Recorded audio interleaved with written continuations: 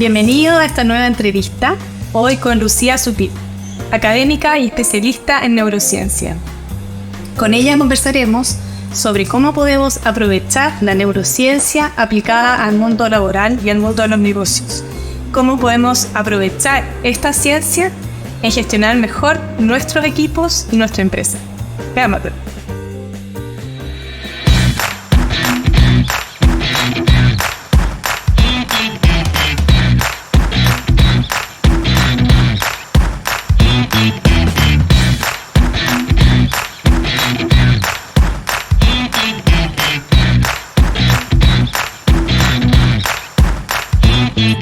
Bueno, bienvenido a este nuevo programa de entrevistas con destacados invitados, como en esta oportunidad que tenemos una tremenda invitada que nos acompaña directamente desde España y que agradecemos mucho que nos haya aceptado esta invitación a conversar, a reflexionar, a compartir, por supuesto, su experiencia y sus conocimientos. Le damos la bienvenida a Lucía Sutil. Lucía, ¿cómo estás? Bienvenida. Pues mira, encantada de poder compartir mi experiencia y muy agradecida por vuestra invitación, y poder compartir nuestras experiencias que vamos a disfrutar un montón, ya verás. Sí, de todas maneras, y sobre todo por tu experiencia también, que tú estás muy presente en la academia, ¿verdad? Sí, yo pertenezco, bueno, quizás mi trayectoria, porque todo el mundo académico vino de mi experiencia profesional, de la consultoría con mis clientes. Y bueno, y mi inquietud personal de conocer el cerebro y ponerlo a nuestro servicio, no que el cerebro nos dominara a nosotros. Ahí partió todo. Mira, la neurociencia. Pero partió así. Sí, la neurociencia, que es uno de los temas que a nosotros nos apasiona y que estamos trabajando muy de cerca hoy día aplicado al mundo del trabajo. Y justamente tú ahora también estás en un programa haciendo un programa de neurociencia empresarial, ¿cierto? Dirigida a las pymes, ¿no?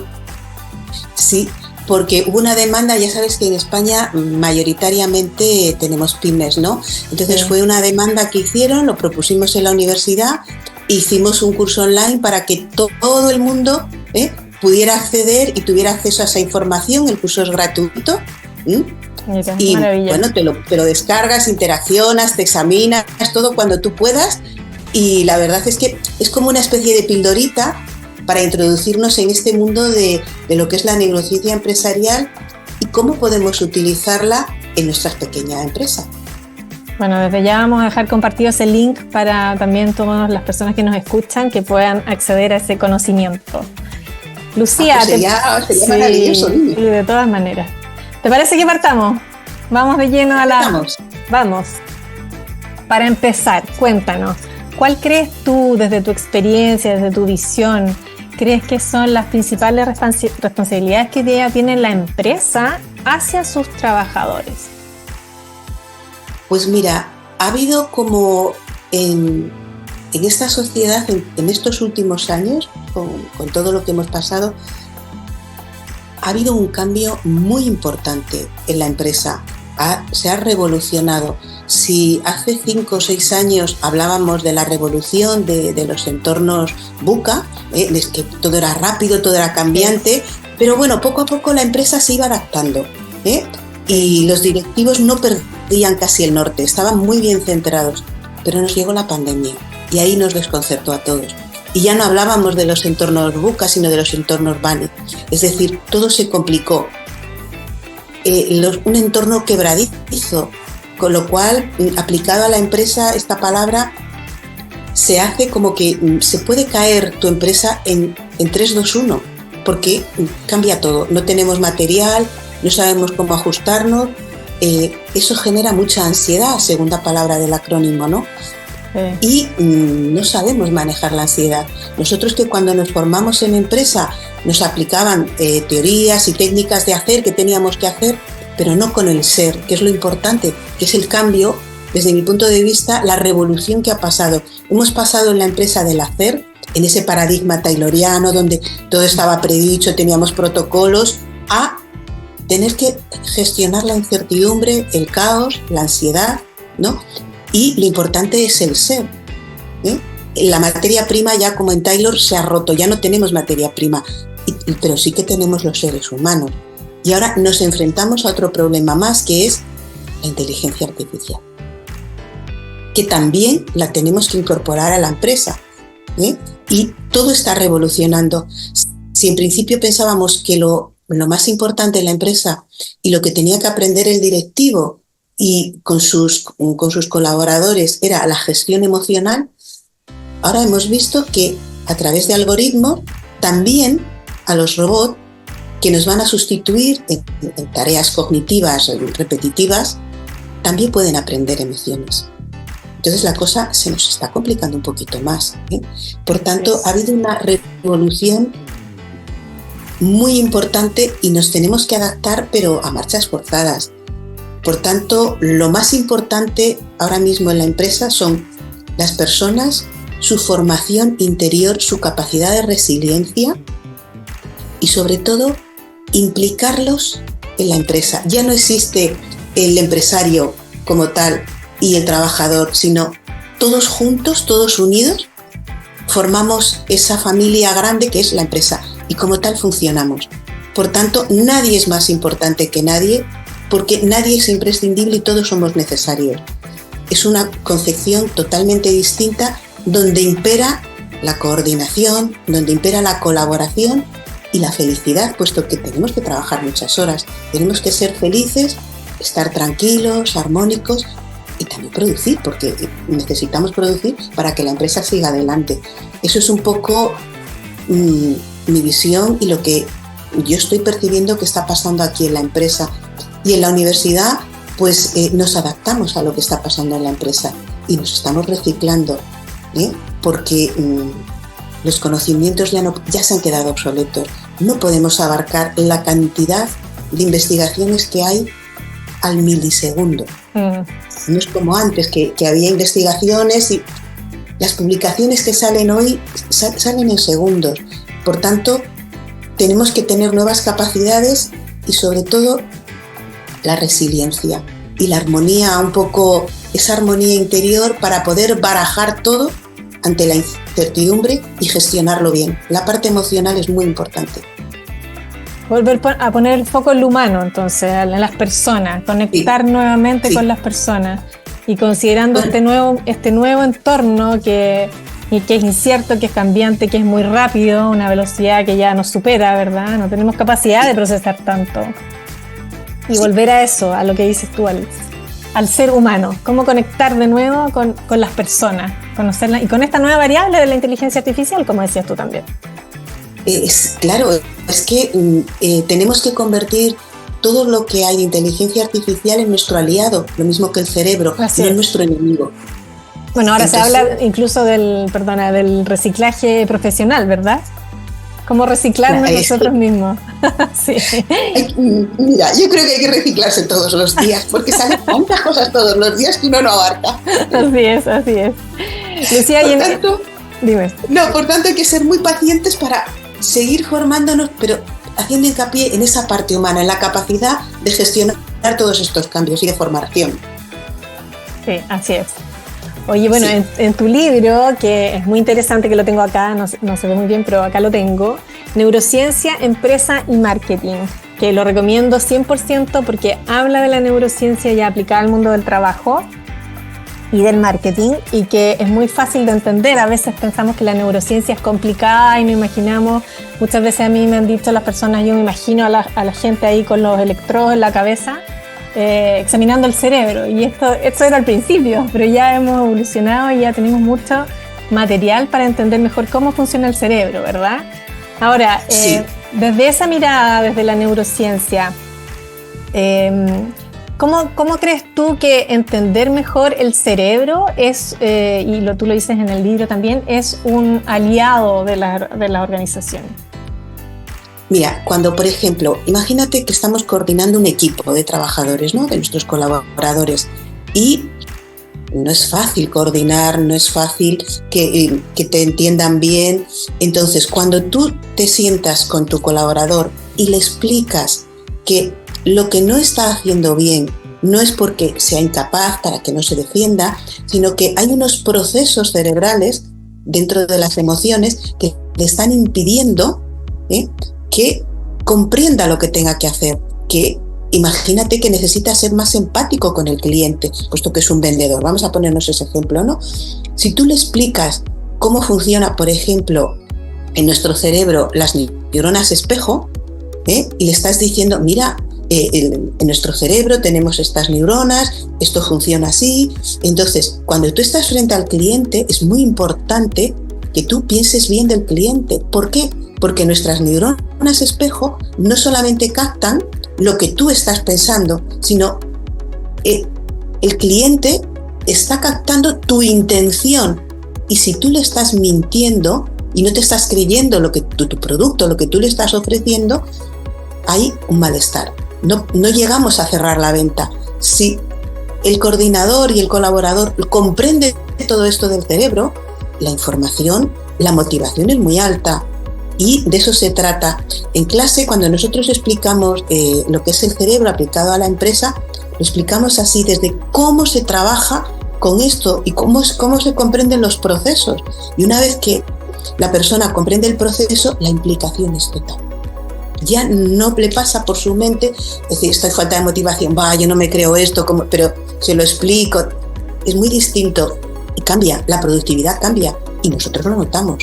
Entonces, desde ahí, con esa comprensión y en un lenguaje sencillo, o sea, al directivo o al colaborador no le interesa saber en la corteza cingular anterior, no le interesa el nombre, sino que hay unas estructuras que funcionan así y un poco esa es mi motivación, ¿no? De llevar estos procesos con un lenguaje totalmente coloquial para que se comprenda y todos funcionemos mejor y el ambiente de trabajo sea mucho más tranquilo, ameno y feliz, es de lo que se trata, ¿no? Eso es un poco el cerebro como aliado en las organizaciones. Sí. Y es una herramienta que es muy potente al fin y al cabo, o sea, si tú logras entender cómo funcionan estos procesos, vas manejando mucho mejor la experiencia con el cliente, la experiencia también con los propios trabajadores. Sí, el directivo cuando está ejerciendo de líder es muy importante que saque lo mejor de los cerebros de sus colaboradores, porque ahí estarán todos en esa armonía y funciona. Y la verdad es que el ambiente es mucho más amigable y el cerebro está en mejor disposición de poder trabajar en los procesos que están avalados para hacer la intuición, la lluvia de ideas, y es muchísimo más enriquecedor el trabajo y los equipos de trabajo también. Sí. Bueno, la cosa va mejor. Por supuesto que sí, tiene un impacto positivo y permanente, de mucho más largo aliento. A propósito de los líderes, tú hablas del neuromanager, ¿cierto? Hablas de los desafíos que tienen los líderes y también de algunas habilidades. ¿Cuál crees tú que es la característica más importante que hoy día debería tener un líder que está a cargo de un equipo?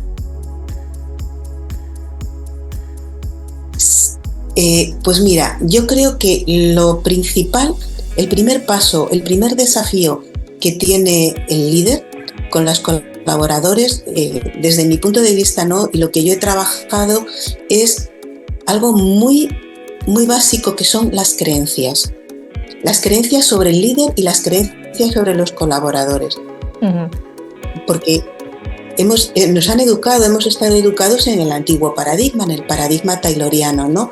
Entonces, existe, al menos en España, la vieja tradición de que el directivo es el ogro que saca ahí el látigo, como antiguamente, y que el trabajador engaña al empresario y el empresario engaña al trabajador y al directivo, así. Y eso hay que romperlo. Somos todos una familia y la empresa no funciona sin todos. Ya no somos como una pieza, como las piezas de un reloj, que todo encaja, no. Todos sumamos. El conjunto suma más que las partes. Por tanto, cambiar esa creencia sobre lo importante que eres tú para tu empresa. Da igual que seas desde el conserje al alto directivo, da lo mismo. Todos somos igual de importantes. Cambiar esa creencia para mí es el mayor reto que tenemos para que todo empiece a cambiar. Luego, otra cosa importante es aprender a la gestión del cambio. Estamos en constante cambio, por tanto, hay que trabajar eso.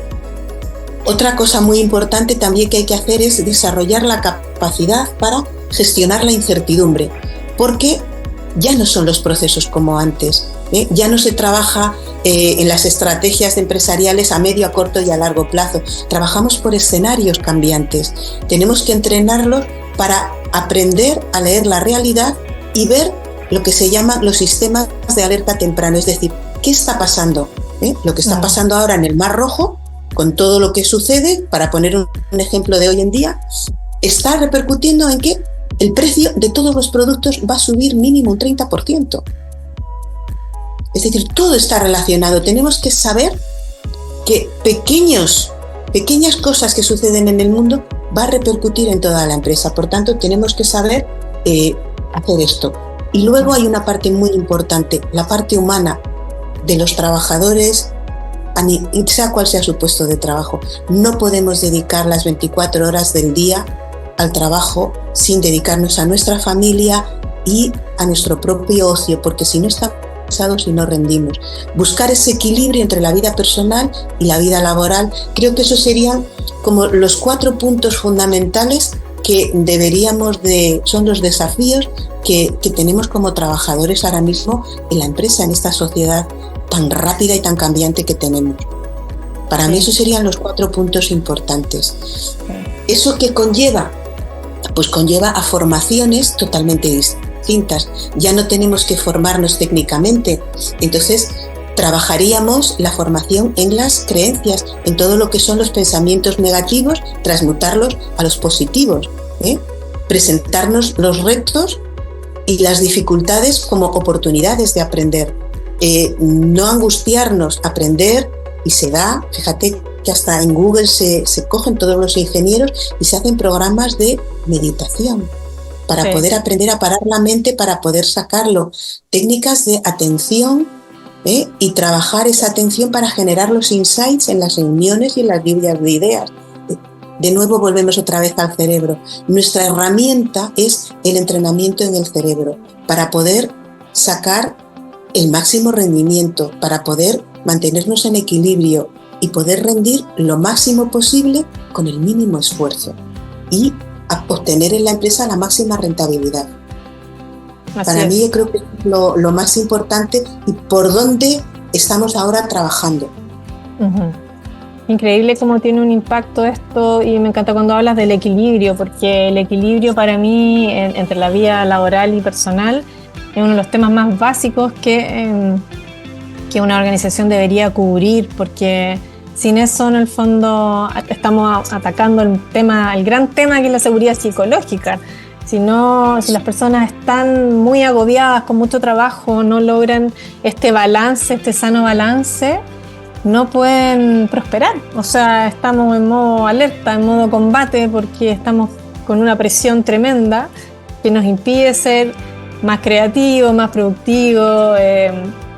Cuando tú hablas del mindfulness también, que te permite hacer una pausa y observar un poco de una manera distinta, con una distancia, y entender la importancia de todo esto para poder lograr esa seguridad que necesitamos y poder seguir avanzando y generar este vínculo también con la organización, y eliminar esos riesgos, como digo yo, esos riesgos que nos mantienen en alerta en el fondo.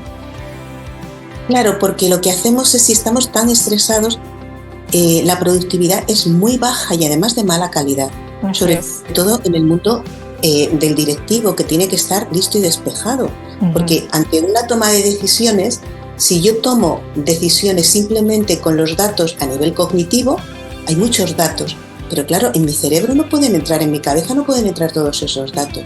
Pero yo también estoy recibiendo datos a nivel del mundo intuitivo, de esas estructuras subcorticales que no tienen conciencia, pero eso me está afectando en mi toma de decisiones, y la toma de decisiones se hace justamente con esas estructuras subcorticales del cerebro, que no entra a la conciencia, no puedo tomar.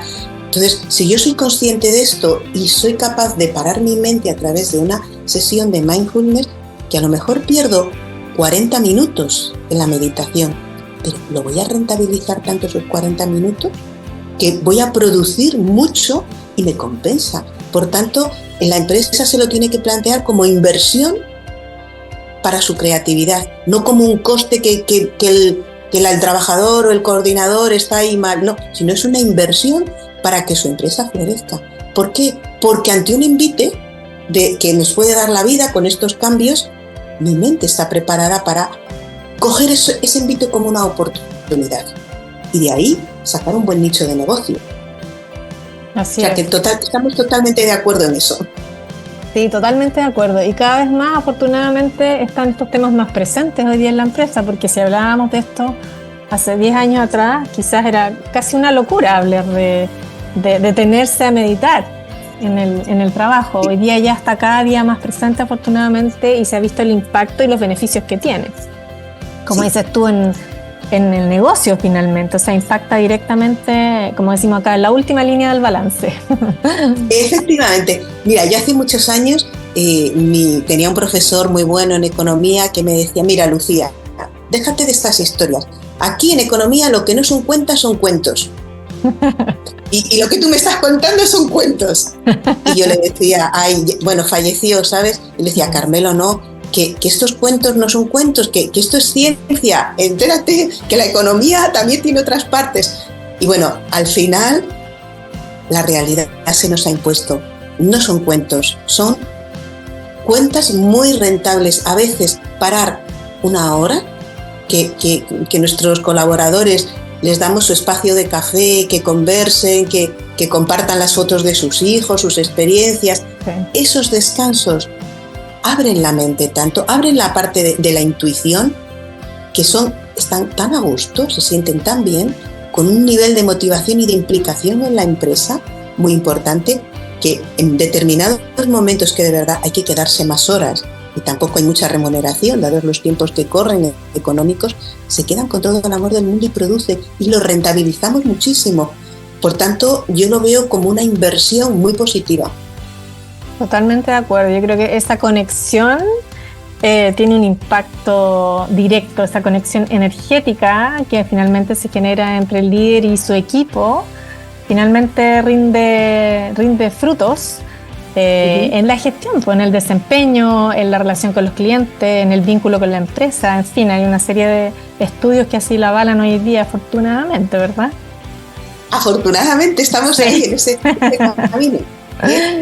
Fíjate si es importante, te quería decir, fíjate si es importante, y uniéndonos a lo último que hay de inteligencia artificial, estas competencias que yo te he dicho no pueden ser entrenables con la inteligencia artificial.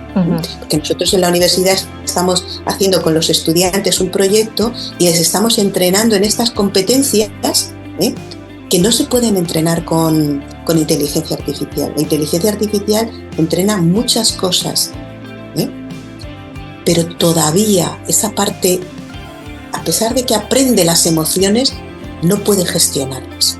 Todavía. Los algoritmos van muy rápido, pero todavía no pueden gestionar la incertidumbre, no pueden gestionar el cambio. Manejan muchos datos, nos dan muchos perfiles, pero todavía, y vamos a cruzar los dedos, porque todavía no lo van a hacer. Va a pasar bastante tiempo. Y estoy en contacto, porque nuestro equipo es multidisciplinar, con los ingenieros, con gente de expertos en inteligencia artificial, y de verdad que van muy avanzados. Pero quizás un poco, si nos metemos en el terreno espiritual, todavía no han conseguido que un robot tenga alma. Afortunadamente, ¿verdad? Nuestro trabajo va desde ahí. Ahí. Lucía, a propósito, es un poco lo que nos va a diferenciar. Sí, esa es la gran diferencia hoy día que tenemos que mantener. A propósito de las emociones. Sí. Ya algo estábamos hablando de eso, pero ¿cómo crees tú que hoy día los empleadores, los líderes, las personas que están a cargo de equipo pueden gestionar mejor estos espacios emocionales? Pensando también que es nuestra gran diferenciación, ¿verdad? Sí, mira, un líder, si no ha trabajado a nivel de crecimiento personal y de gestión emocional, no puede liderar. No puede liderar. No puede. Un poco hablábamos antes de las neuronas espejo. Las neuronas espejo son las grandes delatadoras, y no solamente captamos la emoción del otro, sino la intención.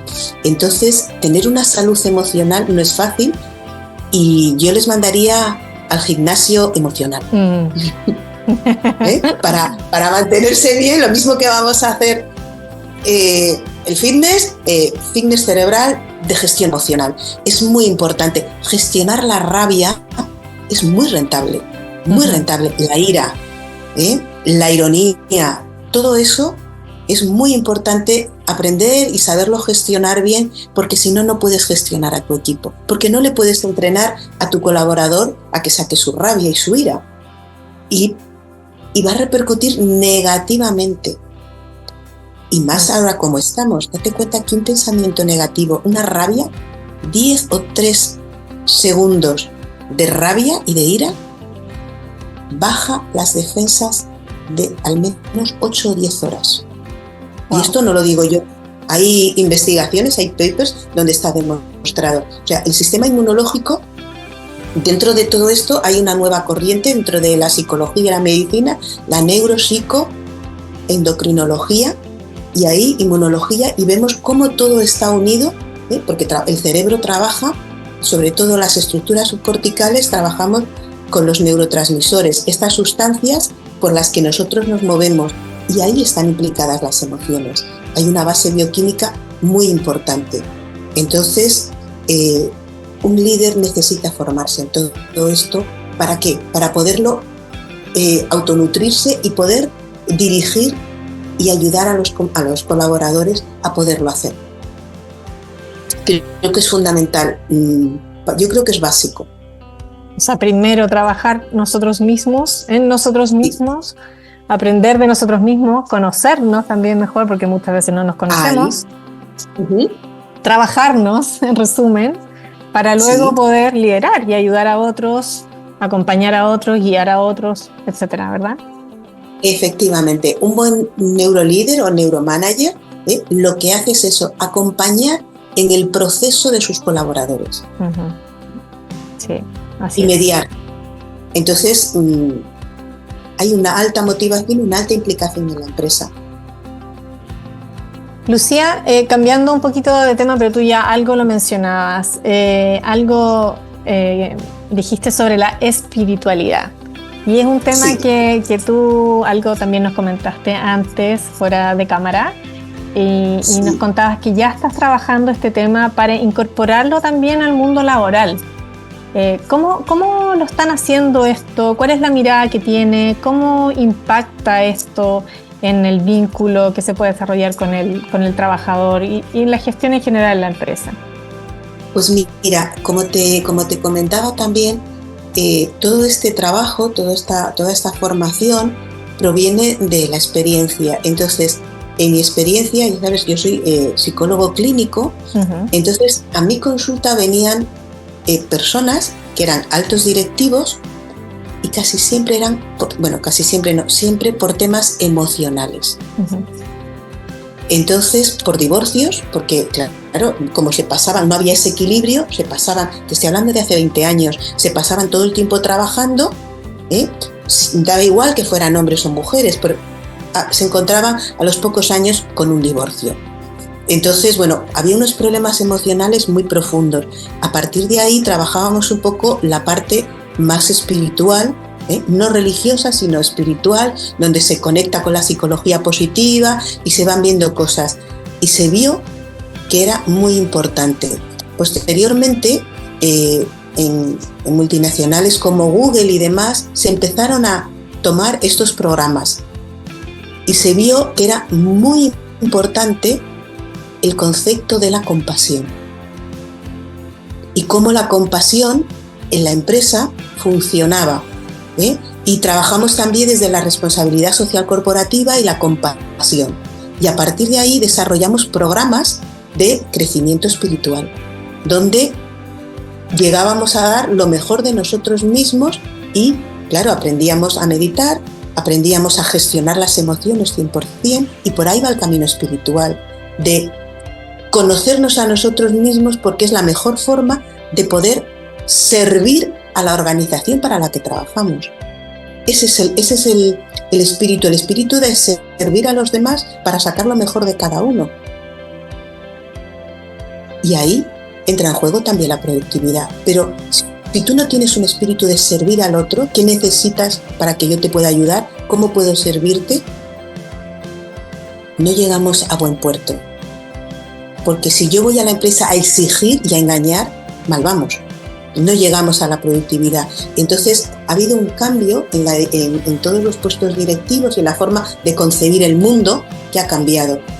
Y eso lleva a la espiritualidad, que es al autoconocimiento y a ponernos al servicio de los demás. ¿Qué es lo que yo sé mejor hacer y cómo te lo puedo compartir contigo? Y desde ahí crecemos en esa dimensión espiritual, que ahí tampoco está la inteligencia artificial, ahí no puede llegar. Es decir, es lo que nos va a distinguir y nos va a preparar como seres humanos que somos. Creo que volvemos a la esencia nuevamente del ser humano. Sí, volvemos otra vez. La compasión, de verdad, es algo muy importante que se necesita mucho. No sé si conocéis el programa de Google que tiene de compasión, que lo hizo, y bueno, es que no te puedes imaginar, mezclado con la responsabilidad social corporativa, cómo las empresas funcionan muchísimo, muchísimo mejor, porque hay un ambiente distinto. Y después esos productos salen de manera distinta, esto se comunica y hay una atención muchísimo mayor y se incrementan las ventas, porque claro, tiene una ventaja competitiva muy importante, porque estás ayudando a la vez a otra muchísima gente. O sea que la compasión se ha convertido en algo muy rentable. Ya sé que esto queda un poco feo decirlo, pero la compasión es rentable para el empresario, para invertir en todos estos programas interiores de crecimiento espiritual, porque de verdad son una inversión muy rentable en ese sentido.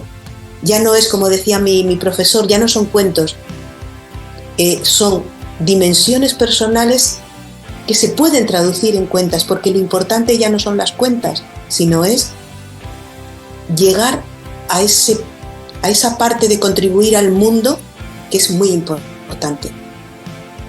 A quien aún no esté convencido de que es el camino para diferenciarse de los otros, de la competencia, que la forma de mejorar el desempeño, de ser más productivo, como dices tú, es centrarse en las personas, es centrarse en las emociones, es centrarse en la espiritualidad, en la compasión, como dices tú, es poder ayudar a los líderes también en ese camino, a conocerse ellos mismos, a trabajarse, como hablamos, a autogestionarse para poder ayudar a los otros.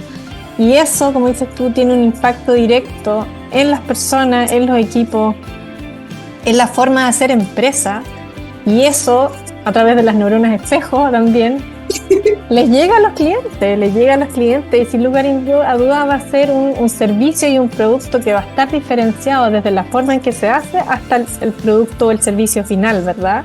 O sea, se va a traducir en toda esa cadena y a ese último eslabón que es lo que percibe el cliente.